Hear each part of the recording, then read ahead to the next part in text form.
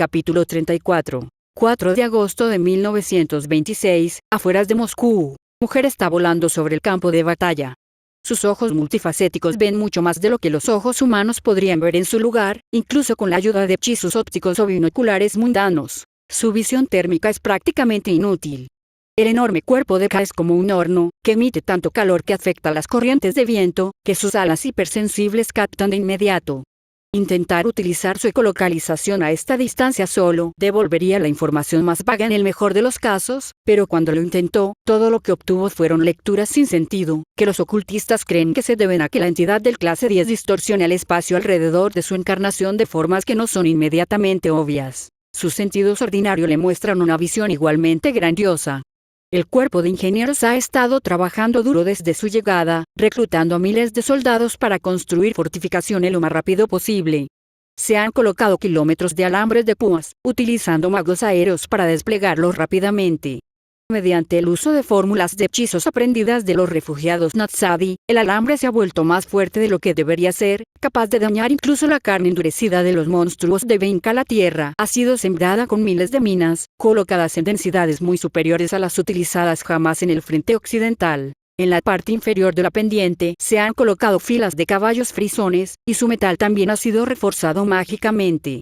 Detrás de ellos se encuentran los supersoldados no voladores de las fuerzas aliadas, que se encargan de los progenies que logran atravesar el campo de batalla. Los Werwolf, los Pupen y los soldados estadounidenses con armadura de poder se encuentran uno al lado del otro, pero la fila es larga e incluso juntos, solo hay un número limitado de ellos. Los Unim y los Titanes se encuentran más arriba en la pendiente, detrás de la primera línea donde cientos de ametralladoras, lanzallamas y M-912 yacen listos en posiciones defensivas construidas a toda prisa. Sin un contingente de artillería propio significativo, Uger confía en que no existe ningún ejército humano en el mundo capaz de romper este perímetro.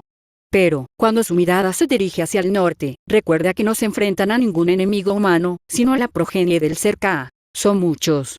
No es un ejército, ni una horda ni una legión. Es una marea, una masa sólida de carne que se derrama sobre el paisaje y que podría ahogar al mundo entero, y lo hará si no la detienen aquí. La visión de la marea, combinada con el incesante balido de la Madre Oscura, que no se ha detenido desde que comenzó y la progenie comenzó a salir del cadáver de Moskva, es suficiente para llenarlo de terror. Ni siquiera los cielos son seguros, llenos como están de enjambres de Locust, que, afortunadamente, aún no han abandonado la capital muerta. No hay forma de que las fuerzas aliadas puedan resistir eternamente contra semejante ejército, y mucho menos derrotarlo. Los Kinders siguen inmóviles, pero los Lycans y los Satyrs los superan en número por un margen que es imposible de calcular. Y aunque explorar la capital caída era imposible, los comandantes están asumiendo que Ser K ha estado creando algunas abominaciones nuevas, nunca antes vistas, dentro de las ruinas. No pueden matarlos a todos. No tienen los números ni las municiones. Pero ese no es el punto, se recuerda a Uger. El objetivo de las fuerzas aliadas no es matar a toda la progenie, porque eso dejaría al Ser K en juego, y es la verdadera amenaza para el mundo entero. No, su misión es contener a la progenie el tiempo suficiente para que los ingenieros arcanos de la División I, trabajando junto a un puñado de expertos estadounidenses que han sido autorizados a ayudar, terminen de configurar el proyecto EM y disparen la Wunderwaffe contra la entidad de los mitos de clase 10. Habiendo visto lo que pueden hacer los M-912, Uger no tiene dudas de que el inmenso cañón sobrenatural puede destruir prácticamente cualquier cosa a la que se le apunte, y con suerte Ser K no será una excepción. Si lo es, no. No debe pensar en ello. El derrotismo es un veneno que puede hacer que una batalla se pierda antes de que siquiera haya comenzado. Para disipar sus miedos y sus dudas, Uger recuerda lo que vio durante la marcha hacia Moscú, cuando iba de reconocimiento por delante del grueso de la fuerza. Recuerda las puertas rotas y las marcas de garras en las paredes de las casas familiares. Recuerda los pequeños huesos, roídos y rotos por mandíbulas bestiales para llegar a la médula, abandonados en pueblos vacíos. Poco a poco, el miedo se va retirando. No desaparece del todo, porque eso sería una locura en sí misma, pero la rabia fría lo repele. Sabe que el miedo es solo parcialmente natural. Con su simple existencia, Ser K está volviendo locos a todos los que están cerca de él, su presencia deforma las leyes de la realidad sobre las que se basa toda la biología. Para aquellos que no tienen las ventajas de su naturaleza dual, el efecto es aún peor. Gracias a sus sentidos sobrenaturales, Ujer puede oír los gritos de consternación de los soldados que están abajo mientras ellos también contemplan el verdadero alcance del enemigo al que se enfrentarán hoy. Pero, al igual que Ujer no permite que el miedo lo abrume, los soldados también se mantienen firmes. Ujer puede escuchar las transmisiones de radio de las fuerzas aliadas, un centenar de intercambios a la vez mientras se realizan las comprobaciones finales. Más allá de eso, si presiona un poco sus sentidos, puede escuchar a los soldados susurrar entre ellos, repitiendo oraciones y promesas, haciendo todo lo posible para fortalecer sus resoluciones. Las palabras del coronel Legend se repiten 1000 veces y más, endureciendo la columna vertebral de las tropas ante el horror de la progenie. El susurro observa cómo la horda avanza por el paisaje. Cuando su vanguardia cruza la línea marcada por los exploradores, que indica el alcance extremo de la artillería de las fuerzas aliadas, emite un chillido en una determinada frecuencia. Una señal para las fuerzas de abajo, que es repetida por los demás observadores, ya que ahora más que nunca, la redundancia es crucial. De inmediato, la artillería del Ejército Imperial del Este, reforzada con todas las piezas que se pudieron llevar al nuevo, y con suerte, último, frente de la Gran Guerra, abre fuego. Cientos de proyectiles se elevan por el aire y Ujer y los demás pilotos observan cómo sus arcos parabólicos comienzan a descender, acelerando cada vez más rápido hasta que impactan. El suelo tiembla, el aire vibra y toneladas de tierra y sangre salen volando. Hasta donde sabe Ujer, es el bombardeo de artillería más grande en la historia de la humanidad y, a pesar de todas las maravillas y horrores sobrenaturales que ha presenciado, a pesar de las imágenes medio recordadas del infinito del rito de la unión que todavía acechan sus sueños, el espectáculo aún lo hace reflexionar, tal vez precisamente por sus orígenes mundanos. Esta devastación se llevó a cabo sin ninguna intervención de la Denkmaschine, sin ningún susurro del más allá que guiara la mano de los científicos que diseñaron sus principios de financiación y los ingenieros que perfeccionaron su oficio a lo largo de 100 iteraciones. El mundo tiembla bajo la furia de los dioses de hierro creados por el hombre, que desatan su ira ardiente sobre los horrores que brotan de Moskva en una marea interminable. Ujer recuerda las proyecciones realizadas en la sala de mando mientras se ultimaban los detalles de la operación Gottesmörder. Incluso sin la influencia persistente de la Madre Oscura, la región será inhabitable durante años solo por las municiones sin explotar y la cantidad de metal que queda en el suelo. Con esa primera descarga, cientos, miles de progenies son aniquilados. El factor curativo que hace que sea una pesadilla luchar contra ellos con armas convencionales es lamentablemente insuficiente para recuperarlos de una potencia de fuego tan explosiva, y carecen de la dureza de los werwolf más resistentes que les permitieron cruzar la tierra de nadie del Rin y llegar a las trincheras de Francois, aunque ni siquiera ese particular paisaje infernal ha sufrido jamás una violencia tan concentrada. Cualquier ejército humano se quedaría perplejo ante semejante masacre. La mayoría se desbandaría sin más, y cualquier oficial que intentara obligarlos a continuar sería rápidamente fusilado por sus propios hombres, sin importar las amenazas y el nivel de propaganda al que habían sido sometidos. Ujer nunca lo ha visto con sus propios ojos, pero oyó hablar de cosas así durante su estancia en el frente occidental, tanto en el ejército franquista como en el imperial. Pero la progenie ni siquiera disminuye su velocidad. Siguen cargando directamente hacia la zona de bombardeo saturado, que los mejores artilleros del Reich han calculado cuidadosamente para que sea lo más constante posible. El balido infernal del cerca debería quedar ahogado por la cacofonía, y en cierto modo lo está, pero Ujer todavía puede oírlo, como todos los demás.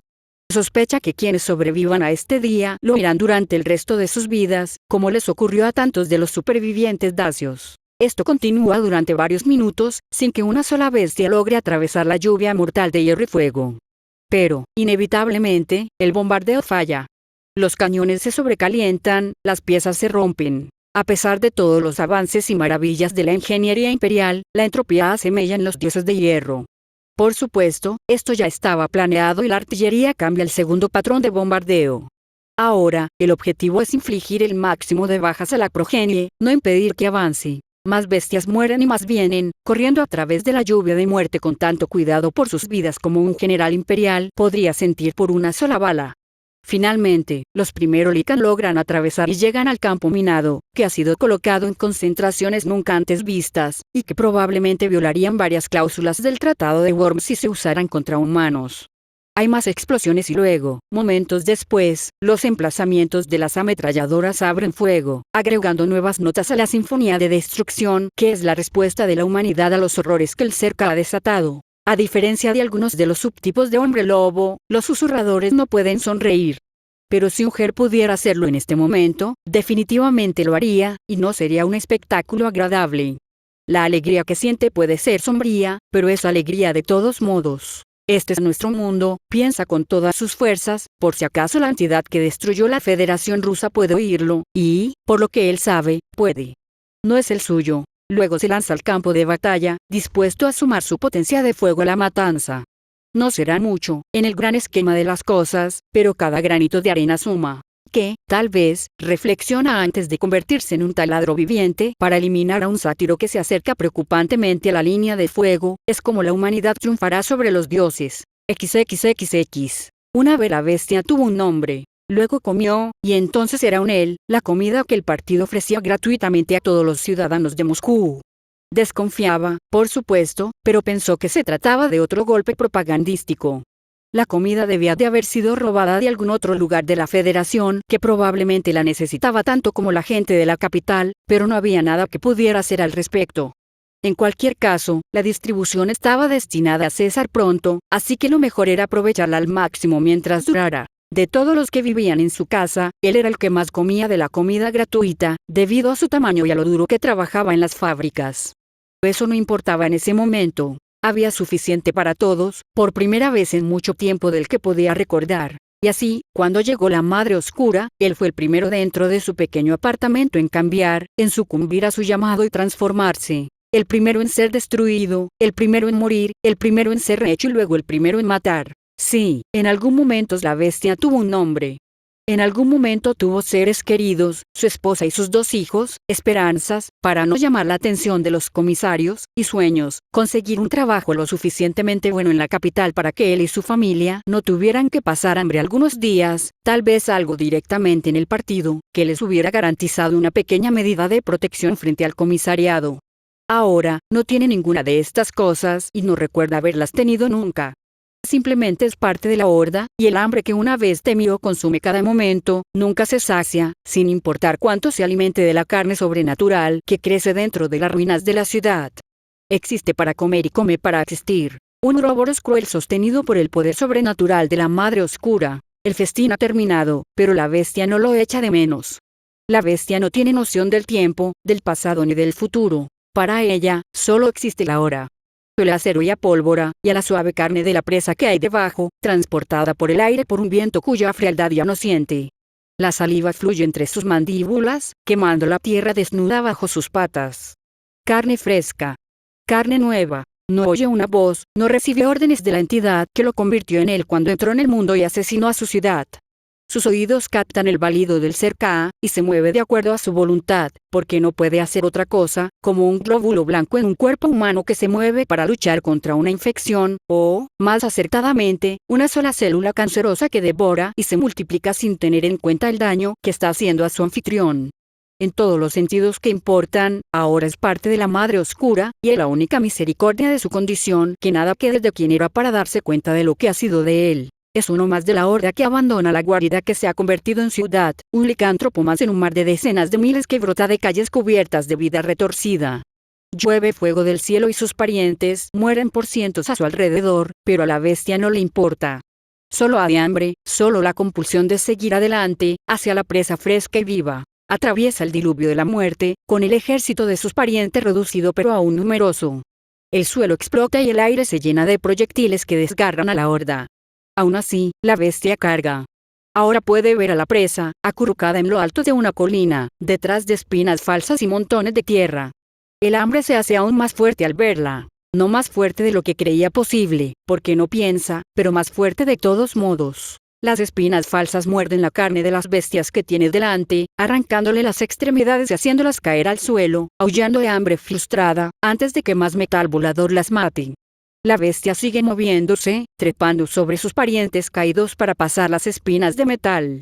Una de ellas se clava en su extremidad delantera izquierda, desgarrándole el pelaje, la piel y el músculo, pero ignora el dolor y sigue moviéndose, y pronto la herida desaparece, la carne se une, lo que hace que su hambre aumente de nuevo. Debería haber un límite a la cantidad de hambre que puede tener un ser vivo y seguir viviendo. Pero con la voluntad alienígena de la Madre Oscura que lo impulsa hacia adelante, la bestia está más allá de esas limitaciones. Acelera, su fisiología libera nuevas hormonas en su torrente sanguíneo para impulsarlo más allá de sus límites, provocando que los músculos se desgarren y los huesos se agrieten. Con este impulso, podrá saltar sobre los obstáculos metálicos que quedan en su camino y alcanzar a la presa, para desgarrar y darse un festín con su suave carne. Sus piernas se contraen. Una figura fantasmal surge del suelo y hunde su garra en el pecho de la bestia. Esta siente frío, brevemente, y el impacto es lo suficientemente violento como para bloquear por completo el dolor de su nueva herida. Entonces, el hombre lobo de tipo espectro le arranca el corazón en un geyser de sangre y vísceras que se enfrían rápidamente antes de arrojar el órgano palpitante lejos. El cerebro de la bestia tarda varios segundos en darse cuenta de que está muerta. Sus mandíbulas siguen mordiendo sin sentido, intentando sin éxito saciar un hambre que aún siente, incluso en su estado. Mientras tanto, el espectro ya se ha ido cuando finalmente se desvanece la última parte de la vida sobrenatural de la bestia. En este campo de batalla, a menos de 10 minutos del inicio de la operación Gottesmorder, su desaparición pasa desapercibida y nadie la lamenta.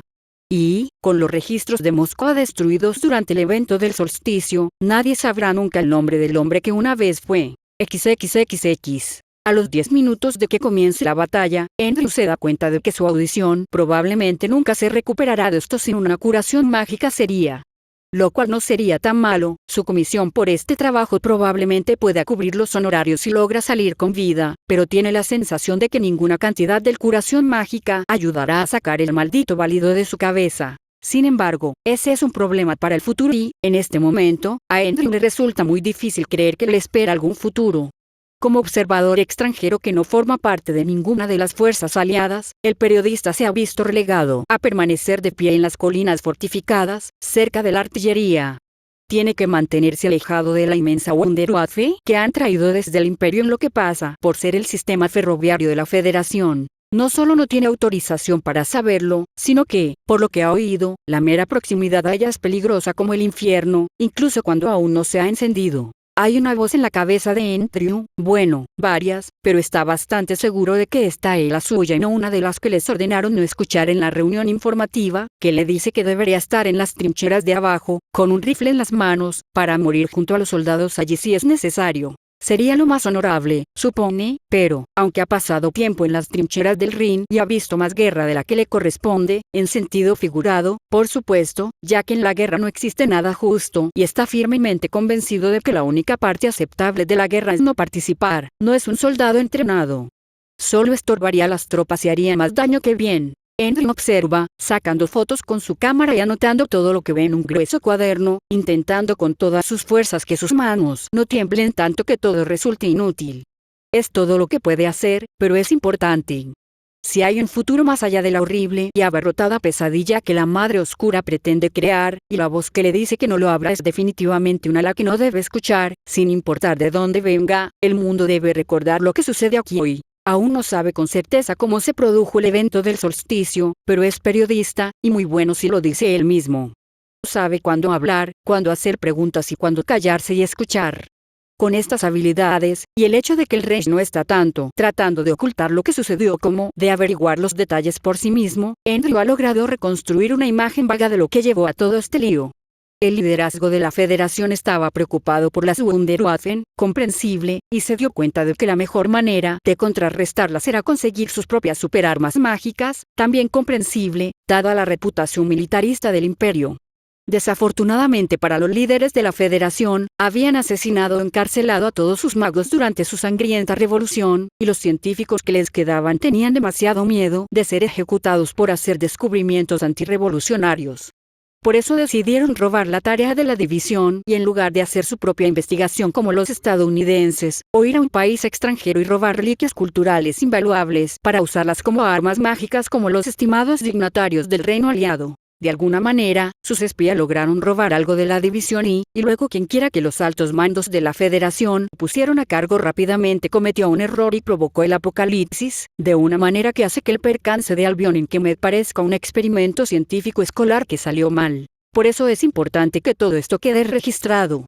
El mundo necesita saber qué sucede cuando se juega con la magia antigua, o, como la llaman algunos ocultistas imperiales, mitos, sin las precauciones que utiliza la división y para evitar hacer estallar el imperio. La gente debe darse cuenta de lo peligrosa que es esta cosa para evitar otro evento de solsticio. Andrew coge sus binoculares, lucha contra las ganas de vomitar ante las imágenes que le muestran y sigue escribiendo, para que esa parte de la historia no se repita. Y tal vez, solo tal vez, haya cierta rebeldía en el hecho de que supone que habrá una historia que recordar. XXXX. Hans tiene miedo, pero no le avergüenza. No cree que en este momento haya nadie en las fuerzas aliadas que no tenga miedo, excepto quizá los supersoldados de la división y el coronel Lergen. Pero Hans no es uno de los campeones del Reich que cambian de forma y que se encuentran en primera línea contra la progenie, listos para igualar su ferocidad bestial con la suya propia. Tampoco es un héroe del Reich como el coronel Lergen, el hombre que rompió el avance de los demonios de Kemet y conquistó Hildo más rápido que cualquier señor de la guerra en la historia. Es solo un soldado más del ejército imperial del Este, solo un ciudadano imperial común y corriente que estaba haciendo su servicio militar cuando estalló la Gran Guerra y que no vio acción alguna incluso cuando el resto del ejército imperial luchaba por el Reich en otros lugares. Antes de que comenzara la operación Gottesmörder, fue lo bastante estúpido como para estar celoso de los ejércitos del norte y del oeste por conseguir toda la gloria, no del ejército del sur, obviamente, y quejarse de ello con sus camaradas en el comedor. No era el único, por supuesto. Quejarse de cosas así era un pasatiempo habitual en el ejército del este, que pasaba el tiempo en un concurso de miradas con la Federación, manteniendo a raya al enorme país. Ahora sabe más. Si la guerra es eso, entonces se habría sentido perfectamente feliz con pasar todo su servicio haciendo metafóricamente guardia en las murallas del imperio para mantener a raya a los bárbaros orientales. Por supuesto, sabe que no es así. Esta batalla no se parece a ninguna otra de la Gran Guerra, ni a ninguna guerra jamás librada por los hombres en este mundo. Pero aún así preferiría aburrirse en el cuartel que aquí, con el estruendo de 1000 armas apenas ahogando los horribles aullidos de la progenie, y sin poder cubrir en absoluto los válidos del horror mayor. Lo único que distingue a Hans de sus hermanos de armas es que, gracias a la gran complexión que ha heredado de su padre, está capacitado para manejar una de las nuevas ametralladoras. Por eso apunta el arma pesada a la horda de progenie, apretando el gatillo con los dedos.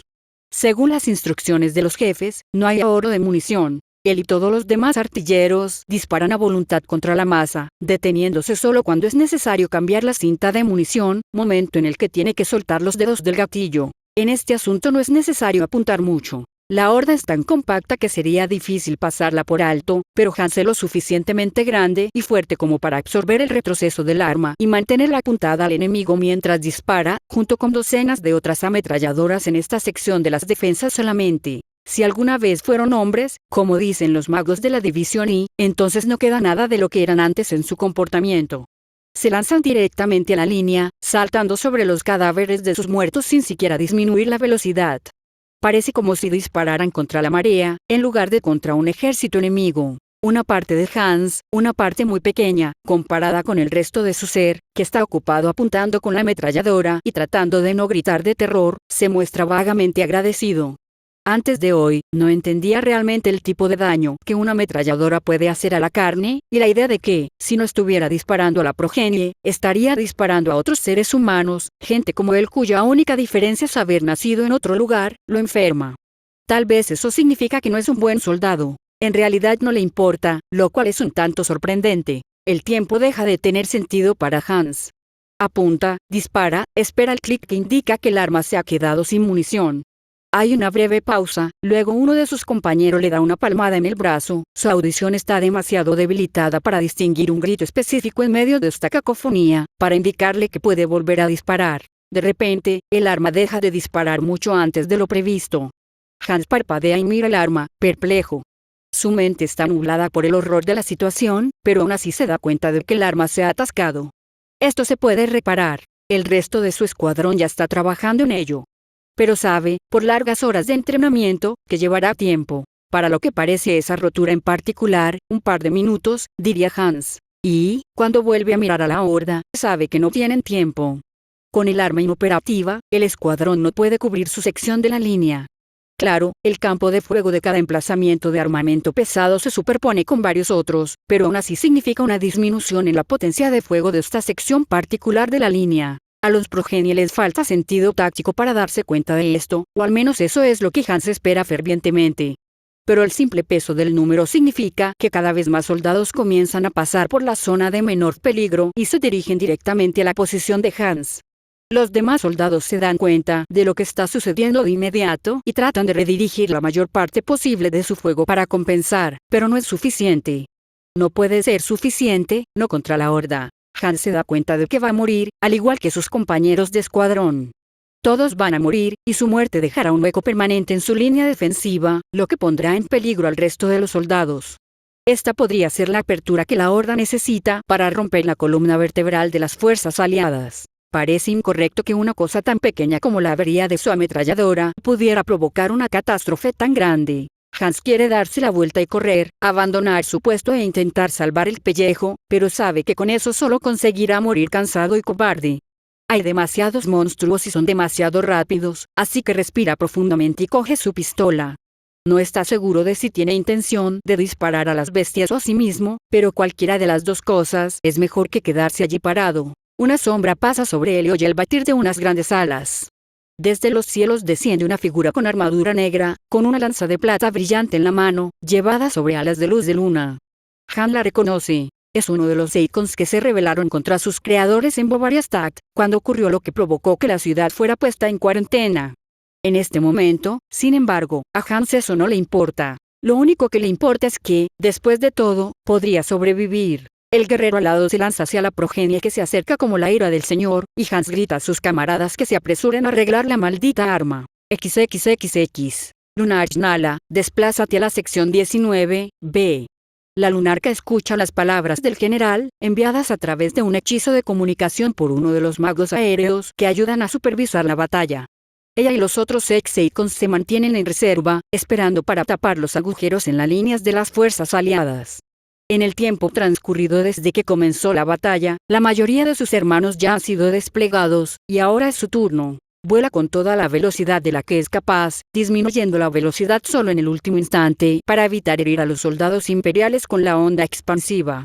Es una maniobra muy precisa. Un error y se estrellaría con la velocidad suficiente para convertir la mitad de su cuerpo en pulpa, incluso con sus mejoras, y duda que tenga tiempo de regenerarse antes de que la progenie la haga trizas. Pero su entrenamiento en el castillo Schwarzstein fue extenso, y lo logró a la perfección, cayendo sobre un grupo de licántropos que son aniquilados por el destello de energía que libera al aterrizar. Los que están al borde del área afectada salen volando, pero no se detienen, no dudan. En cambio, comienzan a converger inmediatamente hacia Nala, corriendo hacia ella sin miedo. Bien. Cuanto más concentrados estén en ella, menos posibilidades habrá de que se les escape y se abra paso. Nala levanta su lanza y comienza a luchar en serio. Es la primera vez que se desata por completo. Como Icon, solo se enfrentó al ejército imperial del sur, ya destrozado por el asombroso poder de la lágrima de la Trinidad, y se liberó de sus ataduras antes de tener que enfrentarse a los aviadores de la división y en la batalla de Bovariastat. Y aunque su entrenamiento con el director de Gurechath estuvo más cerca de la realidad de lo que nadie más se atrevería a hacerlo, sigue habiendo una diferencia muy clara. Por un lado, ella no espera sobrevivir a esto y está en paz con ese hecho. Nala es un ángel con armadura negra y alas de luz de luna que lucha contra los engendros de Benka. Su lanza corta la carne de progenie y, entre su filo y su fuerza, apenas disminuye su velocidad con cada golpe. Gira sobre su pie izquierdo, esquivando a un licántropo que salta hacia ella y le golpea la cabeza con el codo izquierdo con la fuerza suficiente para hundir su cráneo bestial, antes de decapitar a otro con su lanza. Ella aprovecha la fuente de poder que lleva dentro. Antes de su transformación en la Santa Sede, ya tenía suficiente maná para ser una maga aérea, si los franquistas permitían a sus súbditos coloniales tales oportunidades, lo que definitivamente no hicieron antes de su derrota en el Rin. Convertirse en Icon aumentó considerablemente sus reservas, y liberarse del control del ser décimo no la debilitó de ninguna manera. Los rayos de energía brotan de la punta de su lanza e incineran grupos enteros de bestias a la vez. Arcos de maná puro rebotan sobre su armadura antes de hundirse en el suelo, quemando agujeros en la alfombra de progenie muerta que la rodea rápidamente y cruje bajo sus botas. Ella es fuerte, imparable. El aire hecha manifestación. Muy por encima de ella, siente la presencia del director, la dama de las estrellas, observando cómo se desarrolla la batalla en su forma humana, esperando el momento adecuado para unirse ella misma a la lucha. Nala lucha con más fuerza, sabiendo que está observando, recordando los sermones de las reuniones del Camino de las Estrellas en el castillo Schwarzstein. La dama los guiará y los ayudará, pero no los salvará. No puede. Es poderosa, pero no todopoderosa, y eso está bien, porque la salvación no merecida no es salvación en absoluto. Solo juntos podrán liberar al mundo del mal que ha desatado la Federación. Este es el propósito de Nala, lo sabe en lo más profundo de su corazón. Esta es su expiación por las vidas que tomó bajo el control de la congregación de Michael, el precio que paga voluntariamente por las mentes inocentes que contaminó con el adoctrinamiento de ser décimo. Se acercan más bestias, aullando y gruñendo mientras trepan sobre los cadáveres desmembrados de sus hermanos sin dudar en lanzarse sobre ella. Ella se enfrenta a su ataque de frente, brillando con una luz plateada. Las garras de un sátiro alcanzan su antebrazo izquierdo antes de cortar a la criatura en dos. La primera herida que sufre desde que se unió a la lucha. No es la última. Los dientes de un licántropo le muerden el tobillo antes de romperle el cráneo con el mango de su lanza, pero las mandíbulas permanecen cerradas en la muerte. Lucha contra el dolor, pero no puede evitar la ligera disminución de su velocidad que esto provoca. 9 bestias saltan sobre ella a la vez, y mientras aniquila a las primeras 8 con una ráfaga de fuego a la luz de la luna, la última la embiste con suficiente fuerza como para hacerle perder brevemente el equilibrio. Se lo arranca ella misma y lo arroja a otro grupo, pero no puede bloquear varios golpes de garra en su espalda, uno de los cuales, realizado por un sátiro con rasgos de cabra, daña la conexión entre su armadura y su ala derecha, haciendo que el apéndice parpadee y se retuerza frenéticamente. Ahora esto duele, de verdad y profundamente. Nala se tambalea, su visión se oscurece por un breve instante antes de sacudirse y darse vuelta para cortar a su atacante desde la garganta hasta la ingle. Pero puede sentir la interrupción en su maná y ya no puede usar su magia para reforzarse tan fácilmente. Ella sigue luchando a pesar de todo. Con un grito sin palabras, libera un pulso de energía para hacer retroceder a las bestias que se han aprovechado de su desmayo, a pesar del dolor que esto le provoca en todo el cuerpo. En total, Nala tarda 7 minutos y 43 segundos en morir, y se lleva consigo a 468 licántropos y 9 sátiros. Su última resistencia le da tiempo suficiente al escuadrón de Hans para reparar su ametralladora y para que lleguen refuerzos de las reservas, reforzando la línea y evitando el colapso de esta sección del frente. Ella muere feliz. XXXX. Notas del autor. Hola a todos, estoy de vuelta. Lamentos la larga espera, pero estoy seguro de que puedes entender por qué me tomó un tiempo pasar de Dark Kain a esto. La diferencia de tono es bastante discordante, después de todo. Además, esta es la batalla más grande de la historia hasta ahora, y llevar un registro de todo para crear un esquema adecuado es toda una tarea. El primer borrador de este capítulo era más largo, pero terminé cortándolo por razones de ritmo, es decir, ya hay 5000 palabras escritas para lo que viene a continuación. Escribirlo completamente en tiempo presente fue un poco complicado, dado lo acostumbrado que estoy a escribir la narración en tiempo pasado, pero creo que valió la pena. Toda la batalla será así, por razones que estoy seguro que puedes descubrir por tu cuenta, y debería llevar alrededor de 4 o 5 capítulos, dependiendo de los caprichos de la musa. En cualquier caso, habrá muchos más puntos de vista antes de que esto termine, de una forma u otra. Muchas gracias a todos los que me ayudaron a idear las defensas de las fuerzas aliadas, sugiriendo cosas como alambres de púas y minas terrestres.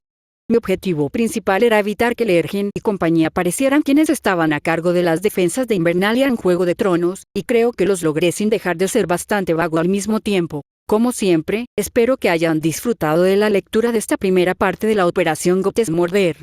Espero con interés sus opiniones, comentarios y teorías sobre cómo se desarrollará todo esto. Zariel fuera. Fin del capítulo 34.